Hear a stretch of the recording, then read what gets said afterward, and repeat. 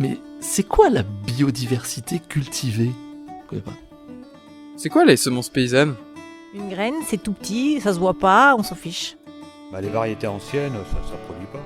L'intérêt que je trouve à utiliser des semences paysannes, c'est que je peux les produire moi-même sur ma ferme et faire en sorte que mes légumes soient adaptés à mon terroir ensuite. Les blés anciens, ça verse tout le temps, c'est plein de caries et ça fait pas de rendement. Je vois pas en quoi une semence paysanne ce serait moins productif qu'un hybride. Vous avez déjà entendu ce genre de choses et vous ne savez pas ce qui est vrai dans tout ça? Vous vous intéressez aux semences paysannes, mais ça vous paraît un sujet vaste et complexe?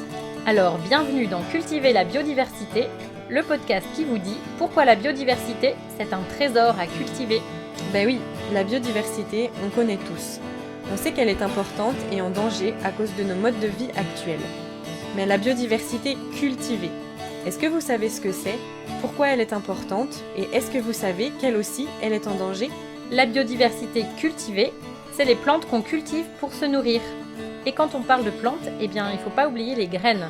Donc la biodiversité cultivée, c'est une histoire de semences et d'alimentation. Et même si aujourd'hui, on peut avoir l'impression que notre alimentation est très diversifiée, en fait, elle est basée sur un très petit nombre d'espèces, et elles-mêmes n'ont plus beaucoup de diversité génétique. Mais heureusement, de plus en plus de personnes s'organisent pour la sauver et la remettre dans les champs et les assiettes. Alors si vous aussi, vous voulez agir avec ce que vous semez et ce que vous mangez, ici, on répond à vos questions et on vous donne des outils pour agir dans le monde agricole et la vie de tous les jours. Je suis Emma Flippon. Je suis Estelle Sercollet. Nous avons travaillé plusieurs années dans l'équipe Biodiversité cultivée et recherche participative à INRAE, l'Institut national de la recherche pour l'agriculture, l'alimentation et l'environnement.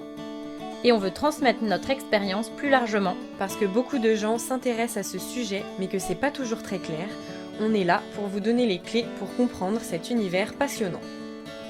Dans ce podcast, on vous parle de biodiversité cultivée sous toutes ses coutures et on donne aussi la parole à ceux qui la cultivent, la transforment, l'étudient et la mangent parce que c'est une aventure collective et motivante. Alors, à bientôt dans Cultiver la biodiversité. Retrouvez-nous sur votre plateforme de podcast préférée.